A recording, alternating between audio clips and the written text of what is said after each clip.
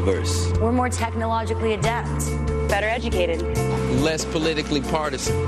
And we're the first generation in American history to inherit a nation in decline. Wow. More globally oriented. Stop with your patriotic nonsense, Grandma. We're building a global citizen here. There's no need for U.S. sovereignty. That's for, like, old people. You know, like people over, like, 40. Like, I mean, hello. Remember, Eric in his book, Clown Show.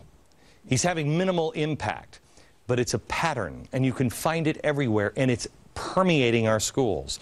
It is a message that is found throughout the progressive movement, that your children are better educated. I thought our schools were breaking down. How could they be better educated? They're smarter than you, just naturally, somehow or another, smarter than you. You can't begin to understand the things that, well, they do. You're not capable. I was also moved here by the less politically partisan line that was spoken here, when absolutely every line in this abomination is partisan leftist propaganda. Now, let's find out why they're the only generation to inherit a nation in decline. Watch this. Some of us are losing our homes. Our dependence on fossil fuels has polluted our environment. Our water is contaminated. And our health is endangered. Oh, boy. First of all, I hate anybody to lose their home, but could there be a reason for it? Oh, I know. Your uneducated dad, he's probably just not smart enough to hold down a job or join a union. I mean, he's probably much older than 25. And then there's the environmental hogwash. I don't know about you, but I just can't get enough of this discredited hoax. Our water is contaminated. Really, let me show you this. Hey, kids, do you know what this is? The Cuyahoga River. It's a shame that this generation is just too young to remember this fire right off Lake Erie. Yeah, that's contamination. Water so polluted it bursts into flame. How do you put it out? It's water on fire. Before you start sending your tweets, I know. It is the Cuyahoga River in Cleveland that spontaneously burst into flames, not Lake Erie. Still, let me show you this. I was reading this book the other night, and I read this and I thought, oh my gosh. This is a book called Conquering Gotham, and it's all about building the railroads and what it took and everything else. It's a fascinating book. But in the very beginning of it, it talks about they're coming over here to Manhattan on a barge. And there's this little journal entry from about 1890. It says, today all went smoothly, the ferry engines slowing as the vessel nestled expertly into the railroad dock, where the oily river, full of refuse, bits of wood, straw from barges, bottles, boxes, paper, occasionally a dead cat or dog, hideously bladder-like, its four paws stiff and indignant towards heaven, lapped at the pier. Really? You guys are the first? This is the first generation to have polluted water? The point is, our lakes, rivers, streams, virtually all waterways are much cleaner now in America than they were 20, 30, 40, 100 years ago.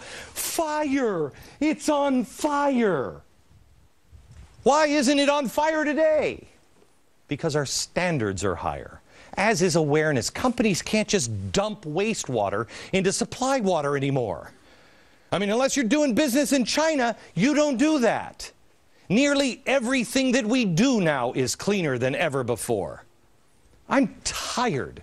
I am tired of people feeding my children this tripe, the lies. As a parent, I've got 4 kids. Aren't you a little shocked when people use our children this way? Some of these kids on this video are 10 years old. So what are you going to do? Well, it is important to know about brainwashing. Because they're brainwashing your kids. And if we lose this generation, if we don't teach them the correct principles, we will lose the republic in the next generation. I want to show you some stuff. We haven't even started.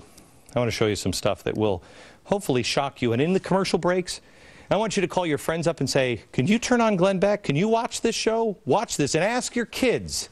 Ask your kids. Get your butt in here and watch. And ask them, have they seen any of the kind of stuff that we're talking about tonight? And if so, call up your school board, call up your principal and say, knock it off. More coming up.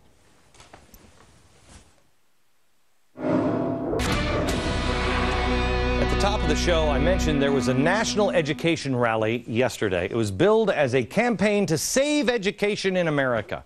Well, who's not for that?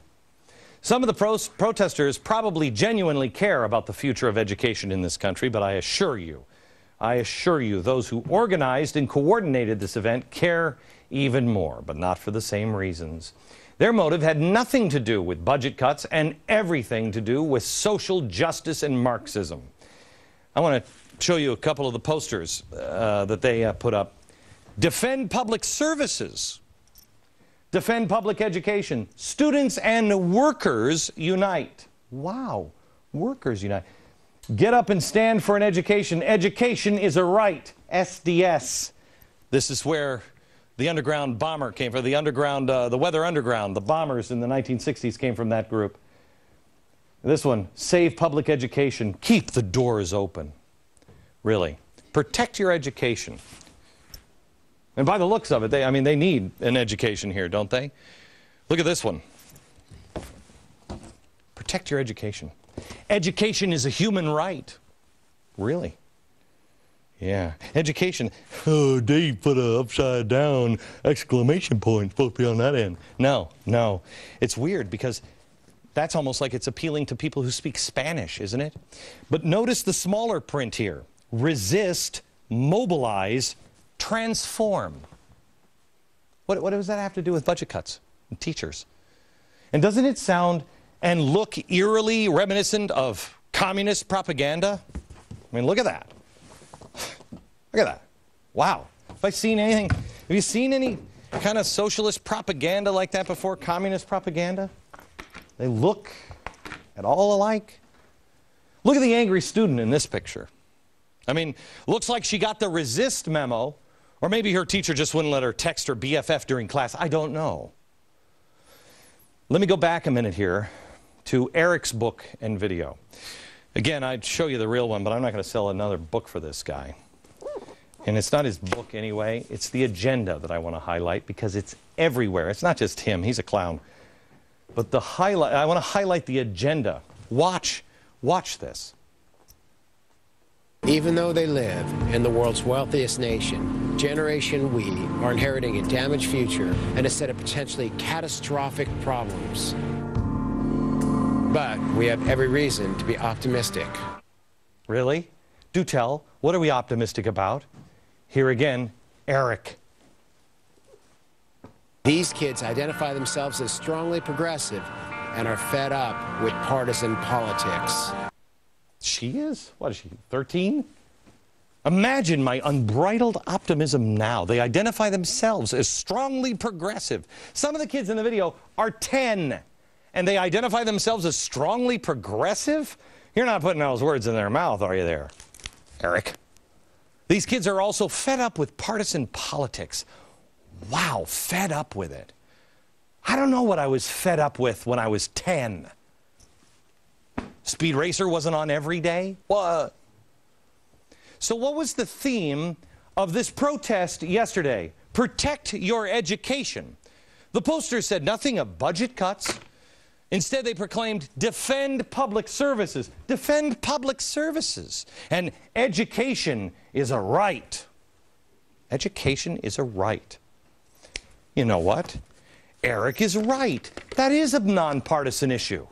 Because before the progressive movement, when we were all tethered to our Constitution, not a single Republican or a single Democrat would claim that education was a right. We were educated enough to know better on our own policies. But the school system, they've erased all of that. We don't even teach our Constitution anymore. This is a glimpse of what lies beneath all of it. It is easy to attract people to a cause seemingly as noble as save an education. Who sits there and says, I'm against education.